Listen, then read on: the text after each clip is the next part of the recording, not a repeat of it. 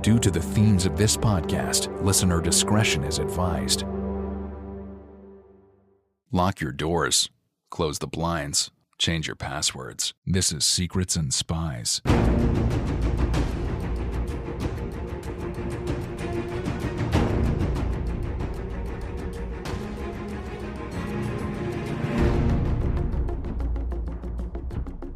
Secrets and Spies is a podcast that dives into the world of espionage, terrorism, geopolitics, and intrigue. This podcast is produced and hosted by Chris Carr. On today's podcast, I'm joined by historian and author Bill Mills, and we discuss his new book, Agent of the Iron Cross, which looks at World War I German espionage and sabotage operations in the United States. It's a really interesting book, and I hope you enjoy this conversation. Just before we begin, if you're enjoying this podcast, please consider supporting us directly by becoming a Patreon subscriber. All you need to do is just go to patreon.com/secrets and spies. And depending on which level you pick, you'll get a free coaster or coffee cup. And also you'll get access to our Patreon exclusive show, Extra Shot, which comes out twice a month after every espresso martini. I hope you enjoyed this episode. Take care. The opinions expressed by guests on Secrets and Spies do not necessarily represent those of the producers and sponsors of this podcast.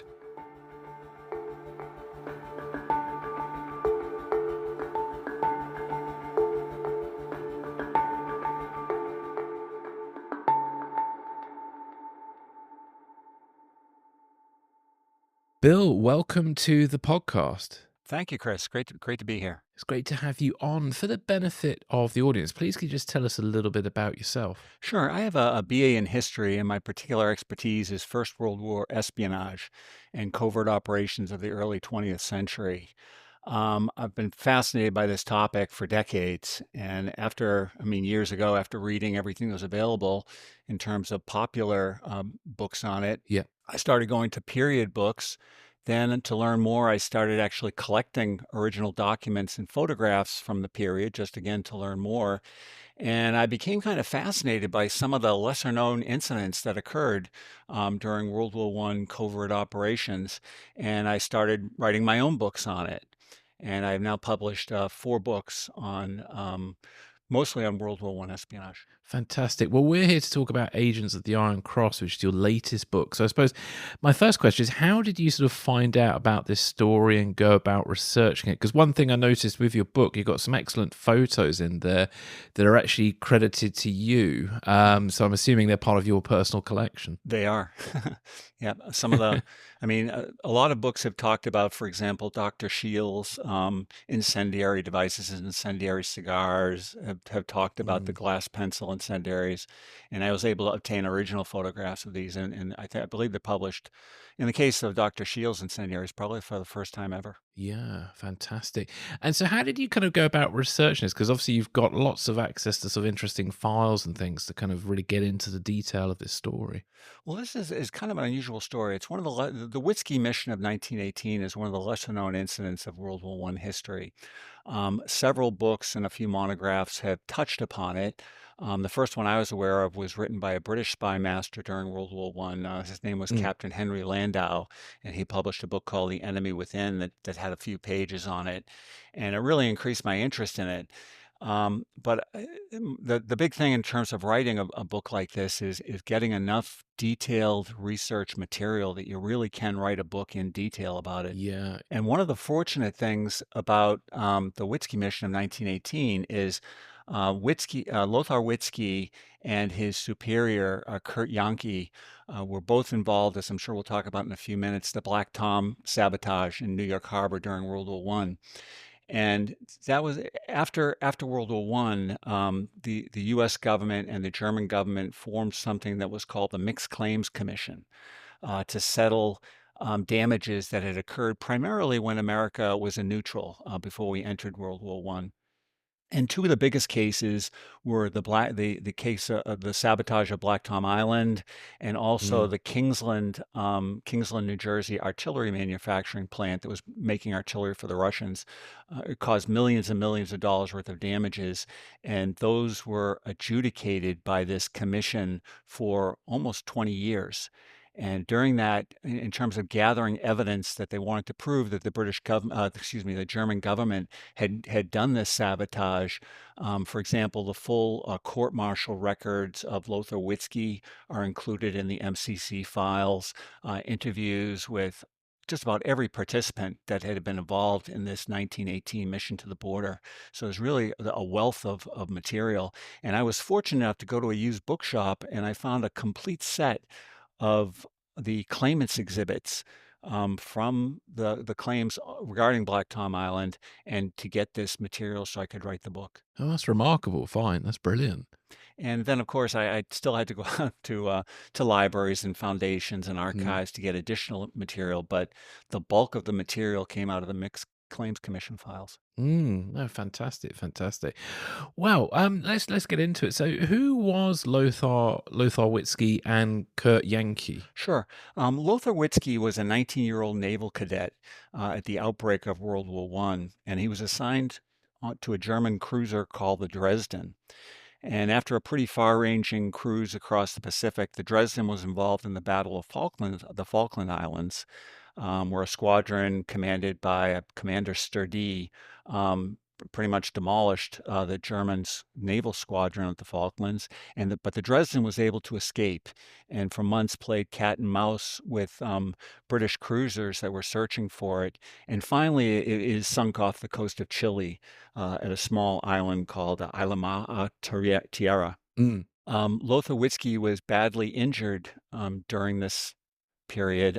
He received a shrapnel wound to his knee, and he was interned along with the rest of the crew from the Dresden and taken to Valparaiso and placed in a hospital. And he was able to escape from the hospital and go aboard a British steamer posing as a Dane and escape to San Francisco, where his ship landed. And when he arrived in San Francisco, he went to the German consulate, and he met the German consul there, a person named Franz Bopp, and he decided to give him a job. Witzke wanted to go back to Germany, but at that time, due to the British naval blockade, it was very difficult for any German reservist or active service member to make it back to Germany. So Bopp gave him a job as a courier for the embassy, and he sort of became a letter carrier, taking documents for them. And later he joins with Kurt Yankee. Now, Kurt Yankee is frankly one of the more fascinating characters of World War I espionage.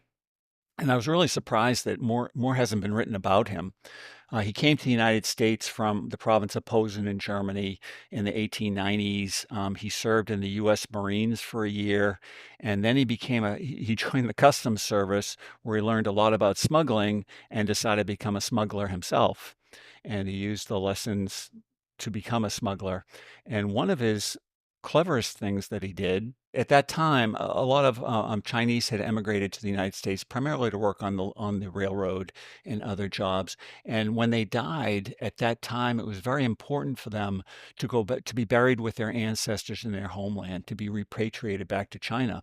But the U.S. government at that time, this is again before World War I, had stringent regulations about dead bodies being moved, and for sanitary reasons they wouldn't allow the Chinese to be brought back, to the bodies of the dead Chinese to be taken back to China.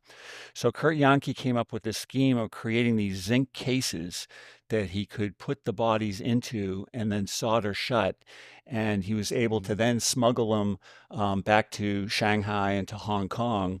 And according to the Nazi spy chief Schellenberg, who was his boss during World War II, for every corpse that he brought back to China, he was able to get a fee of $1,000. So even before World War I began, he became a very wealthy person. After the war began, he handled a number of special tasks for the San Francisco consul in the United States, and everything from causing labor disruption in plants and things like that to sabotage. And he became an expert saboteur. And through Bopp, Lothar Witzke joins with Kurt Yankee, and together they become a devastating sabotage team. As Captain Henry Landau, the British spy master, said, they were the most deadly sabotage team in history. Yeah, Yeah, indeed they were. So can you talk to us about their early sabotage operations in the US, their aim, and how they tried to not encourage the American government to enter World War One? Sure. Well, of course, during the neutrality period, the the United States businesses were manufacturing munitions, and they would sell munitions to anyone. They would have sold it to Mm, the not only to the Allies but to the Germans if they could have shipped them to the Germans. But due to the naval blockade, they were unable to do that.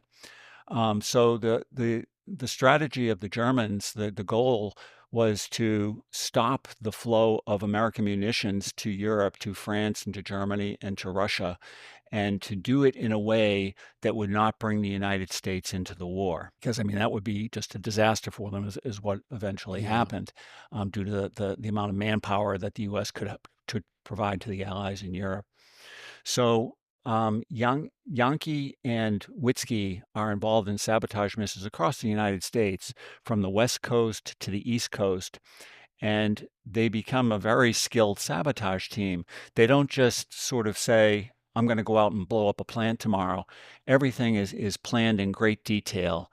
And Kurt Yankee has thought of everything. He wants both of them to become U.S. citizens, because that will help Mm, make it look like that they weren't involved in something. So as a U.S. citizen, and Witzke takes out first papers towards becoming a citizen of the United States as well. They both adopt aliases. Kurt Yankee's alias is Court Borden, and at his home in San Francisco, in the city directory, he lists not only his true name, Kurt Yankee, but also Court Borden, his alias, as living at the same address. And each time before they go on a mission, they have already planned their alibis in advance that will prove to anyone investigating that they weren't there. And they also typically leave red herrings for any investigators that come after them that will lead them in the wrong direction. mm. So they, again, begin sabotage across the United States. They are involved in, according to Witzke, who claimed this in front of other German agents. And this was a time when, a German officer's word was his bond, was honor. He claimed that he was involved in three of the largest, most significant sabotage incidents: the destruction of the boilers on the SS Minnesota, the destruction of Black Tom Island, along with Kurt Yankee, and also the destruction of a black powder storehouse on in Mare Island. Yeah, they were responsible for something like 20 acts of sabotage, weren't they? So between January and July 1915. I would not be surprised. At least, I mean, again, because a lot of the explosives that they would use would be at the site, so they Mm, weren't really bringing a lot of things mm. with them, and they'd be using standard things available at the plant to set off the explosion. So evidence was never found. And if you look at U.S. newspapers of the period, 19 late 1914 into 1915 and 1916, people are noting all these accidents, tens and 30, 40, 50 accidents where, again, there's no proof. People have their suspicions, but there's no proof that the Germans are doing this. Yeah, yeah, indeed. The SS Minnesota was an interesting one because I was just reading about probably completely unrelated, but there was a ship that was supposed to be going out to a US military ship supposed to go out to Gaza, and it had some fires on board which prevented the ship from leaving, and it just reminded me of what happened with the USS Minnesota and its boilers. That's quite a coincidence. Yeah, the SS Minnesota was the largest ocean liner ever built. Mm. And Witzke claimed that he had added chemicals to the water supply on the ship that destroyed the boilers. And for a year, it was in dry dock being repaired instead of carrying supplies to Britain. Yeah, and the Black Tom bombing you mentioned. So 5 were killed, weren't there? And it was a very big explosion that resulted in sort of millions of dollars of damage. Can you talk to us a little bit more about that, and also the types of explosives used? Black Tom Island is in upper New York Bay, and it was a major transit point for munitions being shipped to the Allies. Ammunition Mm. and explosives being manufactured across the country were taken by rail to Black Tom, where they would then be unloaded and loaded onto lighters or barges that would take them out over to steamships, and that would then carry them over to Europe. Most of what was on Black Tom when it blew up was explosives. things like TNT and picric acid, smokeless powder, black powder. There wasn't a lot. There was some artillery ammunition, I think like 15,000 rounds or something, but most of it actually was explosives. And there were, at that time of the destruction, there were 2.3 million pounds of explosives on Black Tom. Wow. And you can just imagine the shock wave that happened when this blew up. It was felt as far as 158 miles away in Pennsylvania. It's believed that, because again, these incidents were so carried out so well that there is very little true evidence. But it's believed that Yankee and Witzke rode on a rowboat to one of the outer piers on Black Tom and took incendiary pencils onto a barge that was called the Johnson 17. It was owned by a person named Theodore Johnson, and it had, I think it was 400 cases of artillery fuses and Mm. I think 100,000 pounds of TNT, something like that. And at the same time, an Austrian immigrant named Michael Christoph was on the actual land part of the freight yard, and he placed similar devices on a freight car full of explosives, and all three of them were able to escape before the explosion. Wow. So I'm just going to move on from sabotage unless there's anything else you want to add to that. No, it just in addition to what they did in peacetime, for example, this Mare Island incident, which took place in, I think it was July 9th, 1917. Yeah. I mean, that was after America was in the war, Mm. and Yankee and Witzke, without any problem, went from Mexico back into the United States. Well, Witzke went back into the United States, went up to Vallejo, California, and blew up this storehouse that contained 126,000 pounds of black powder. They were hoping to blow up the entire magazine at this U.S. naval base, Mare Island, and there were a dozen explosives warehouses. They were only able to set off one before the Marines and sailors on the base were able to put out the fires. Yeah. Yeah. Wow. Wow. So you already mentioned Mexico City sort of became a staging ground for German agents, and Yankee and Witzke moved there themselves in 1917.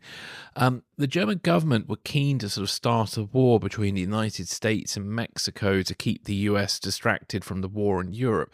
Can you talk to us about those efforts and what Yankee and Witzke got up to there? Now, Yankee and Witzke, after the U.S. joined the war in April of 1917, like most of the other pre-war German saboteurs in the United States, went to Mexico and to Mexico City. And they didn't do it because they were afraid of getting arrested, although Mexico became a safe haven for them. It was more that they needed to keep their communication lines open to their superiors in Europe and be Mm. funded for their operations. And the ambassador in Mexico City, Minister von Eckart, could provide both of those services for them. But if you sort of take a look at where Germany was in January of 1918 when the Witzke mission was launched, it's kind of they're sort of on the edge, on the precipice between victory and defeat. But the month before, in December 1917, the new Bolshevik government, the new Soviet government of Vladimir Lenin, has Mm. signed an Mm. armistice with Germany, and the Germans have been able to move 48 divisions to the Western Front. So now, for the first time since 1914, they have an advantage over the British and French armies in France. It's not a great advantage, perhaps 5 or 7% manpower advantage, but they do have the possibility of winning. Over the next year, the United States will bring millions of troops. I think it grows to about 2 million American troops come to Europe, to France to fight.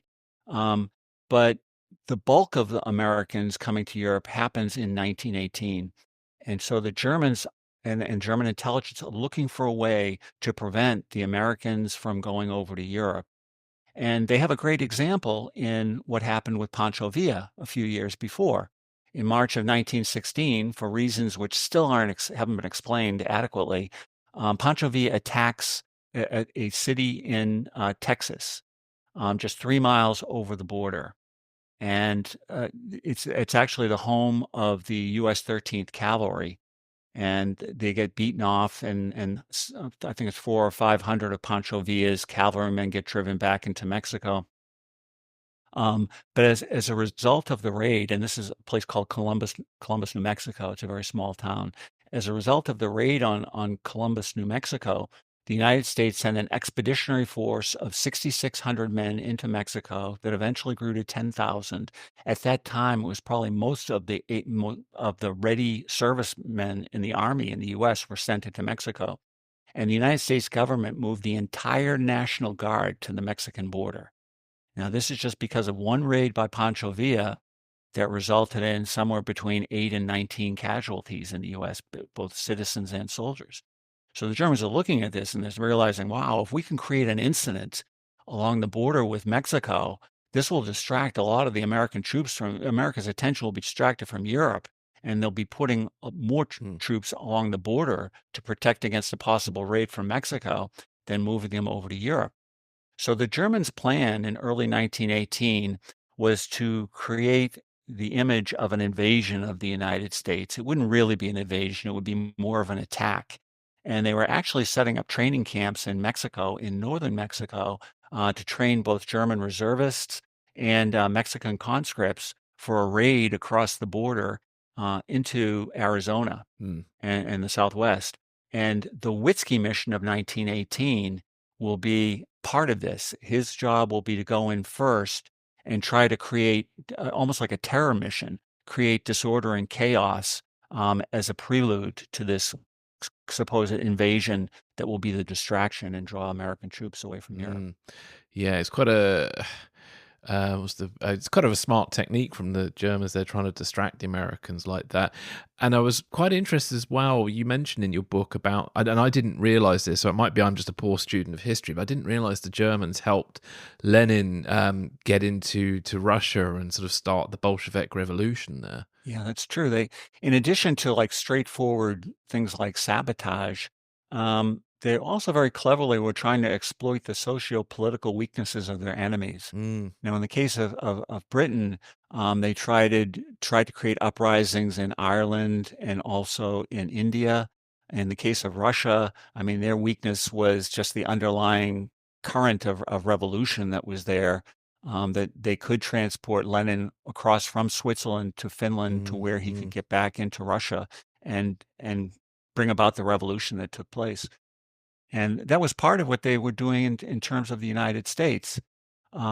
They saw, in the case of this Witzke mission, Kurt Yankee was a very smart, very clever, and very smart person. And he had lived in America for over a decade, and he really understood the American psyche very well. And he could recognize the weaknesses in the American society. And particularly, there were a lot of racial disturbances and unrest and incidents that had occurred. And that was one of the things that he wanted to take advantage of in this Witzke mission. Yeah, well, you mentioned those racial tensions. How did he want to sort of exploit them? How did they go about that? Well, what had happened was with the increase of war production combined with Americans of draft age, of service age going into the Army and armed services, there was a big labor shortage, particularly in northern cities in the United States. And the people who owned munitions plants and meat packing plants and things like that, due to this labor shortage, were bringing Black American citizens from the South to work in their plants in northern cities. And this was a time, I mean, this is very unlike today. This is a time when, I mean, in 1918, there were 64 recorded lynchings of Black Americans in the United States. It was a terrible period.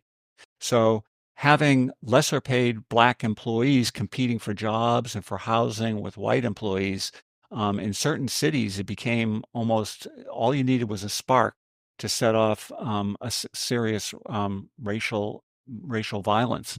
And that is what occurred in several places. In East St. Louis, Illinois, there was a terrible racial incident in which 75 to 250 Blacks were killed and 312 houses were destroyed. In Chester, Pennsylvania, 7 Blacks were killed and hundreds injured. And another incident also took place in 1917.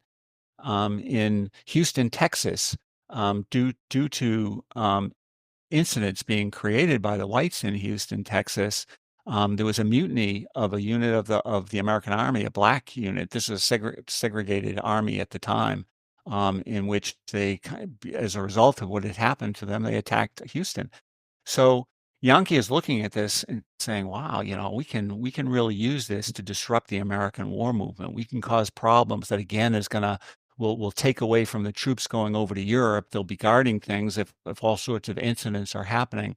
So part of what Witzke's mission will be, using an agent who will be involved in doing this, is to try to create a mutiny in a black unit in Arizona, and also to create some sort of an insurrection or uprising of blacks in the South in the United States.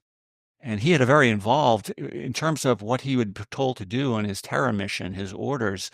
It was just amazing the things that they expected him to do. He was to destroy American defense plants. He was to organize strikes in critical industries like copper and zinc mining. He was to create this, try to create this terrible racial violence in the United States. And he was also, the last thing he was told to do was to assassinate an American military intelligence officer named Byron Butcher. He was to kill him in cold blood as part of his mission. Yeah. Well, let's take a quick break and then we'll be right back.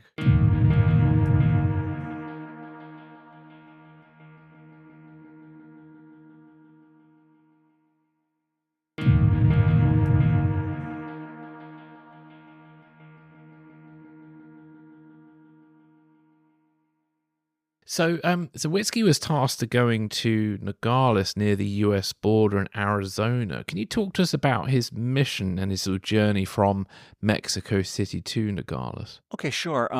Yeah, their mission began in Mexico City, and Witzke was assisted by two other agents, Paul Bernardo Altendorf and a man named William Gleaves. And together, the three of them were to leave Mexico City and go across central Mexico by rail to Manzanillo, where they would get onto a small steamship to Mazatlan along the western Mexican coast, then go back across Mexico to Hermosillo to Nogales. And from Nogales, and there are two Nogales, there's Nogales, Sonora in northern Mexico, and right across the border is Nogales, Arizona. And again, he had been tasked to do all these things. And during this long journey, they had all sorts of adventures. They were attacked by bandits at one point. There was a potential for more sabotage being created along the way. They went to Hermosillo and met with the governor of Hermosillo, a man named Plutarco Elias Calles, who one day would become the president of Mexico. And he provides Witzke with a Smith & Wesson revolver that that the plan is for him to use to kill Byron Butcher. When they reach Nogales, they kind of break off into each of their different assignments. Altendorf is going to sort of stay in Mexico, and as this operation unfolds, he will handle the communications with Mexico City and let Yankee know what's going on as the mission progresses. Gleaves is going to work with the IWW union members in the United States who were they were believed to be sympathizers of the German cause in creating destruction and strikes in American plants. Witzke is meeting with potential saboteurs and recruiting them for doing sabotage against defense plants in the United States. So all this is going on just before he crosses the border. And in late January, when he does cross the border, he's actually going to Nogales to set up bank accounts because he's carrying a lot of cash. He'll soon have $5,000, which was a tremendous amount of money back then, and only a revolver for protection. So he's going to open a bank account on the American side of the border that he can help to fund some of these activities that are going on. And at that time, he gets captured by U.S. Army military intelligence. Yeah. So can you just tell us a little bit about, he had this sort of target, which was a man named Byron Butcher. Can you just tell us about who he was? Sure. Byron Butcher is a very interesting individual. In 1916, he had been recruited into U.S. Army military intelligence. Before that, he had been a journalist, and among other things, he covered the Mexican Revolution for a newspaper in Arizona. And in the course of this, he became very familiar with some of the leaders of Mexico. A person named Alvaro Obregon, who will be elected president of Mexico twice, he becomes very good friends with, as well as other Mexican leaders. Butcher had lived in Mexico for many years, and he spoke Spanish fluently. And so he was noticed by a Bureau of Investigation leader named Major Robert Barnes, who became a military intelligence officer during World War I, and he recruited Byron Butcher into U.S. Army military intelligence.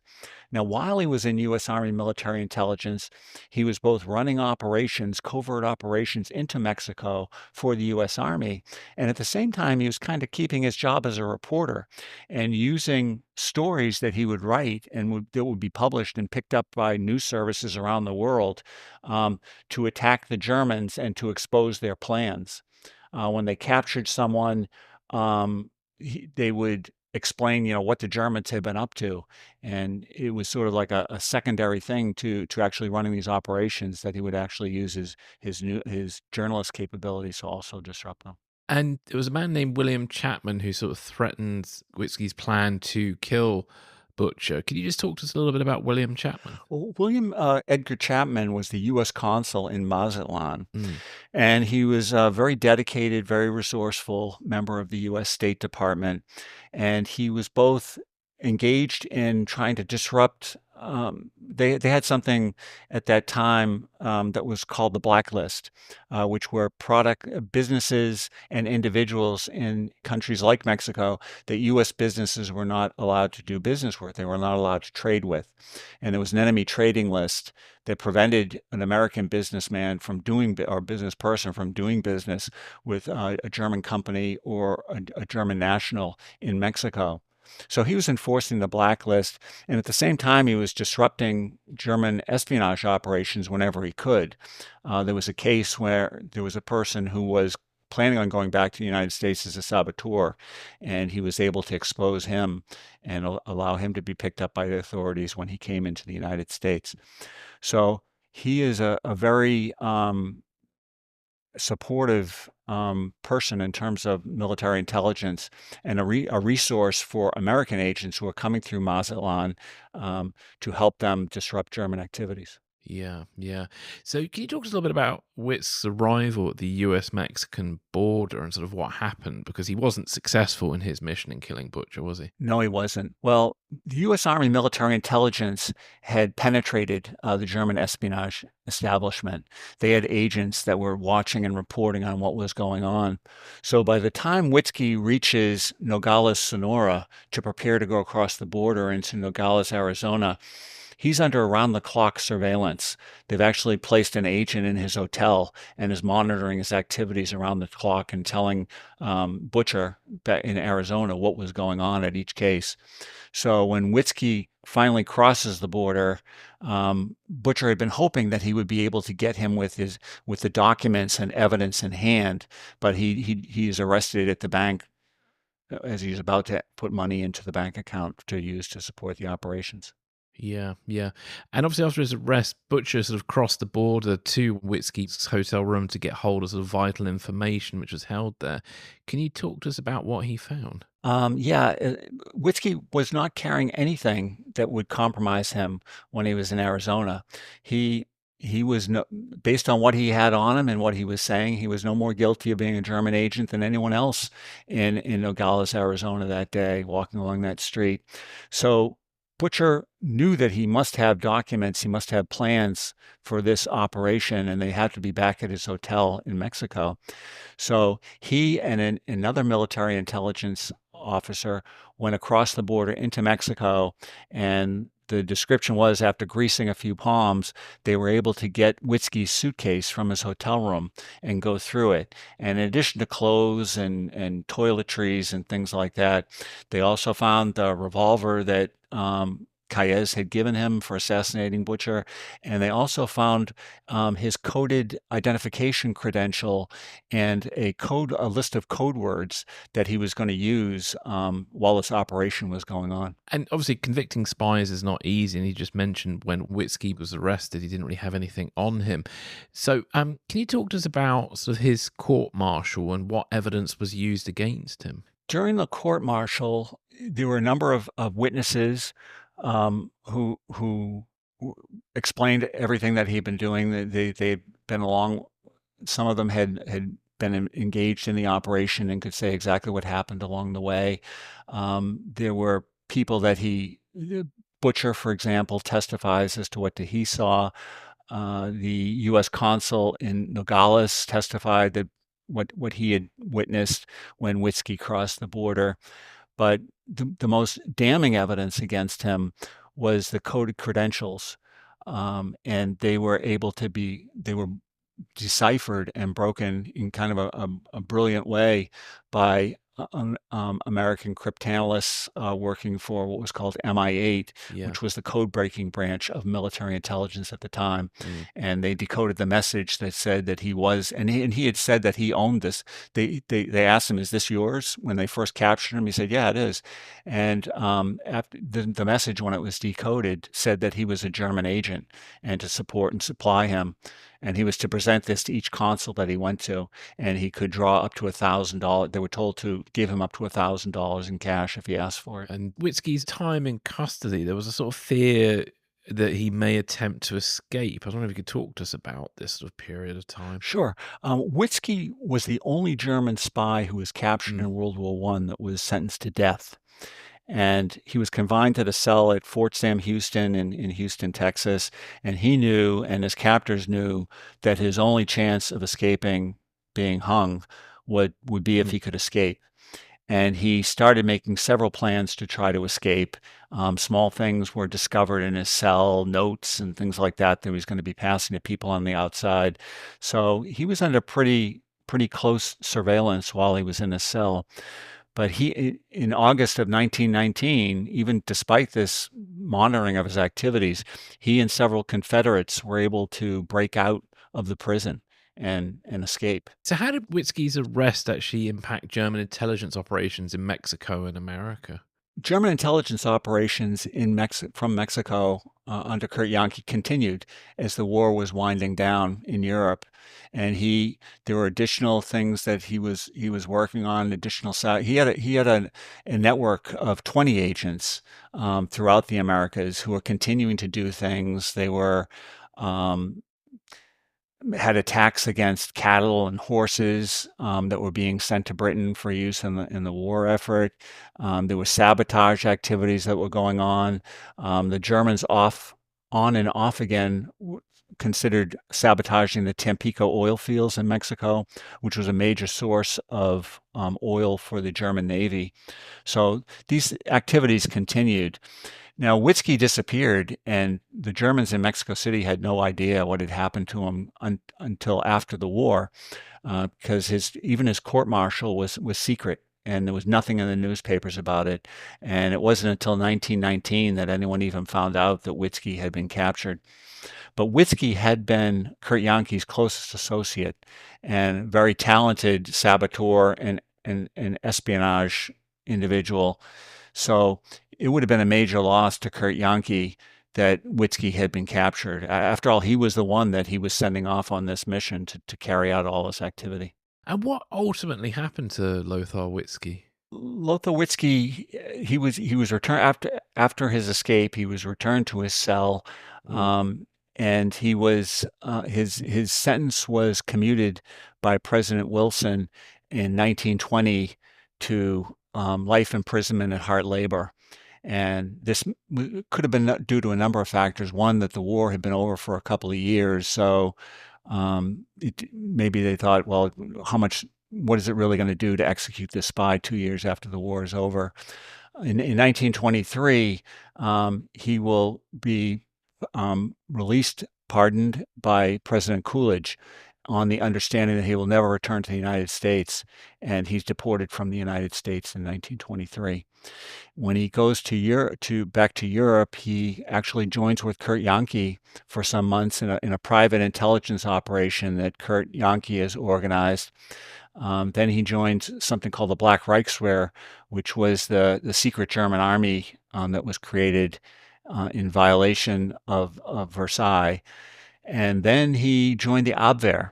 And into the 1930s and into the the World War II years, he is an Abwehr member. He's still a lieutenant in the German Navy, and he runs espionage operations and sabotage missions to England from France. And at the end of the war, he is again captured and serves some time in a military prison. After that, surprisingly, he becomes a politician. He's hired and goes into politics, and then he later died. I believe it was 1963. He died. Mm, And what happened to Kurt Yankee? Because he's a fascinating guy. Yeah, he really is. Well, he after the war, he created again this private intelligence organization that's providing information to the German government. He also goes into politics and becomes a member of the Prussian Diet in somewhere around 1928 for 2 years. And then he becomes an advisor to the German government, to Stresemann. And he's believed to also, at the same time he was providing information to the Germans, he was also they believe he was a Soviet agent for several years before World War II began. After the war began, he created an information service under Rudolf Hess, and later he will join the SD of Heinrich Himmler in the Foreign Intelligence section. And during the early war years, he carried out secret missions for the senior Nazi leadership, including missions that had to do with Japanese involvement in World War II and what they should do. Should they attack Russia? Should they attack the United States? He will give information to the Japanese Secret Service that will lead them to attack Pearl Harbor. After the war, he had a large private estate in Pomerania, and he disappeared in 1945, and no one knew what had happened to him. And recently, evidence has been uncovered that he was actually taken to Moscow and to be debriefed and whatever information they could get out of him, and in 1950 was executed by the Soviets in Moscow. It's kind of similar to the way that another leader of intelligence during World War I, Walter Nicolai, who hadn't been a senior member of intelligence during World War II, but he had been during World War I, he was also taken to Russia after the war and interrogated and died in Russia also. Interesting. Any indication of why Kurt may have been an agent also for the communists, and obviously then what led to his execution? Well, in the British intelligence files of SIS, it says that they interviewed several people who said that he was believed to be a Soviet agent in the late 1920s. And he had confided actually to Witzke that he knew people in Russia, he knew Molotov, and he believed that just as he had sort of been scheming prior to the war, he believed that when the Russians took over, that he could ingratiate himself with the Russians, I think, and be involved in an intelligence activity with them. But I don't think it turned out that way. No, fair enough. And yeah, and obviously Stalin was totally suspicious of people, so he might have fallen foul of all that too. Right. So what is the sort of legacy of Witzke's mission to the border today? Well, I think there's a number of things we can learn from it. The first one is when you look at this and you can see what kind of damage just a couple of people can do. I mean, it's just phenomenal, the amount of destruction that they carried about. And it sort of reinforces the need for homeland security and making sure that people are of good character and good intentions as they come into various countries, both the UK and in the United States. I think another lesson is that our enemies will use our socioeconomic weaknesses, just as the Germans did during World War I, and the importance of guarding and ensuring everyone's civil rights, that something like that happened during World War I couldn't happen again. And we can see things like that today in the foreign government's attempted manipulation of social media. They're trying to do the same type of things and divide us. So I think that's an important lesson of the mission as well. Yeah, definitely, definitely. Well, is there anything else you'd like to add about this fascinating sort of period of history that's important to you? Um, well, again, it really is. I found it to be just an amazing story. It was, Mm, it's kind of like a story that it starts, and it's like in a movie when you think, okay, well, now we've reached the end. Nope, he yeah. just escaped, and it just keeps on going. It's really a really amazing story. Yeah, yeah. Well, it's a fantastic book, and I do highly recommend it to people. And the photographs you got in there are very interesting as well. So sort of well done to you for sort of digging into such an interesting and kind of not very well known part of history. It's really great that you found this and sort of shed light on it. Thank you. Where can listeners find out more about you and your work? Sure. I have a website, billmillsauthor.com, where they can find out about myself, and also the Agent of the Iron Cross, the book that we've been discussing, as well as some of the other books I've written. And there's also a Facebook page on Agent of the Iron Cross that also provides a great deal of information. Bill, thank you very much for joining me today, and thank you for your time on the show. Thank you, Chris. It's been great being here.